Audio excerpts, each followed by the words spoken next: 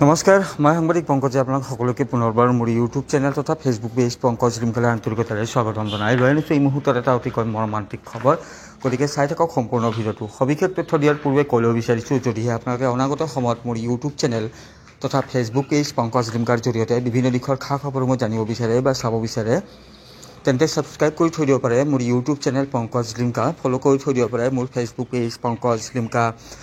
তো দুদিন পূৰ্বে মই আপোনালোকক মোৰ ইউটিউব চেনেল তথা ফেচবুক পেজৰ জৰিয়তে এটা খবৰ জনাইছিলোঁ যে গোৱালপাৰা জিলাৰ ধুবৰা আৰক্ষী থানাৰ অন্তৰ্গত বৰদাৰিত এগৰাকী ষষ্ঠ শ্ৰেণীৰ ছাত্ৰ গৰু পথাৰত চৰিবলৈ দিয়া গৰু আনিবলৈ গৈ নিখোজ হৈ পৰিছিল দেওশিলা নৈত, আৰু দেওশিলা নৈৰ প্ৰবল সোঁতে ছাত্ৰগৰাকীক উটুৱাই নিছিল। আৰু সেই ছাত্ৰগৰাকীৰ সম্পৰ্কতে এই আপডেট খবৰটি লৈ আনিছোঁ। আৰু বিগত 6 জুনত ধুবৰা আৰক্ষী থানাৰ অন্তৰ্গত বৰতাৰীৰ আব্দুল কালাম নামৰ লোকজনৰ পুত্ৰ নীলচান আলী তথা ষষ্ঠ শ্ৰেণীৰ ছাত্ৰ নীলচান আলী আছিল। আৰু নীলচান আলীয়ে বৰতাৰীৰে বালাসিৰা পথাৰত তেওঁলোকৰ যি গৰু, সেই গৰু চৰিবলৈ দিছিল আৰু বিয়লিৰ ভাগত সেই গৰুটো আনিব গৈছিল।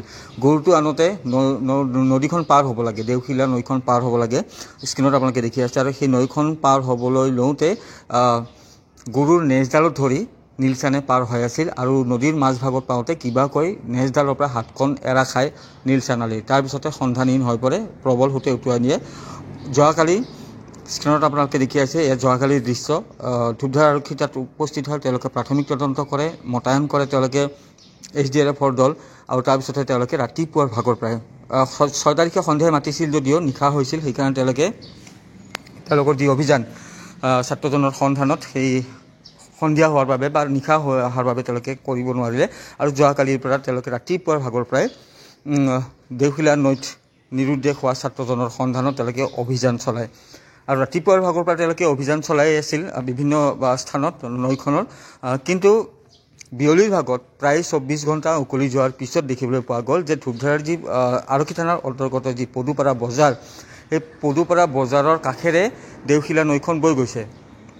তো সেই নৈখনতে এটা মৃতদেহ উপঙি যোৱা দেখিছিল এজন কিশোৰে। তাৰপিছতে খবৰটো দিয়া হয় স্থানীয় লোকসকলক আৰু সেই খবৰ বিয়পি পৰে বন জুইৰ দৰে। আৰু তাৰপিছতে ধুবৰা আৰক্ষী দলো তাত উপস্থিত হয়, SDRFৰ দলো তাত উপস্থিত হয়। আৰু স্থানীয় লোকে ইতিমধ্যে ছাত্ৰজনৰ যি মৃতদেহ, সেই মৃতদেহটো তেওঁলোকে পানীৰ পৰা তুলি লৈ আনে। প্ৰথম অৱস্থাত চিনাক্ত হোৱা নাছিল যদিও পিছৰ পৰ্যায়ত সেয়া 6 জুনত নৈৰ পানীত নিখোজ হৈ পৰা ছাত্ৰ নীলচান আলীৰ মৃতদেহ হয় বুলি চিনাক্ত কৰা হয়। ইয়াৰ পিছতে সমগ্ৰ অঞ্চলটোতে হোৱা দোৱা লাগে। স্ক্ৰীণত আপোনালোকে দেখি আছে, লোকে লোকাৰণ্য হৈ পৰে সেই স্থান। আৰু এনেদৰে বিয়লিৰ ভাগত উটি যাই থকা প্ৰত্যক্ষ কৰে এজন কিশোৰে, স্থানীয় কিশোৰে। আৰু তাৰপিছতে খবৰটো বনজুইৰ দৰে বিয়পি পৰে, তাত অগণন লোকৰ সমাগম হোৱা পৰিলক্ষিত হয়।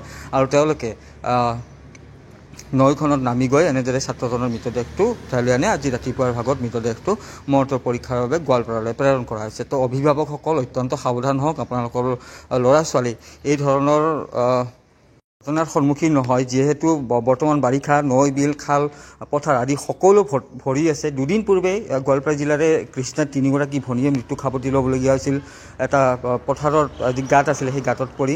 তো এনেধৰণৰ ঘটনা সংঘটিত হৈ আহিছে। তাৰ কাৰণে কিন্তু অভিভাৱকসকল অত্যন্ত সজাগ আৰু সাৱধান হ'ব লাগিব। তো ভিডিঅ'টো আপোনালোকৰ যদি একো অসুবিধা নহয়, যিমান পাৰে শ্বেয়াৰ কৰি দিব, যাতে অভিভাৱকসকল অত্যন্ত সাৱধান হয়।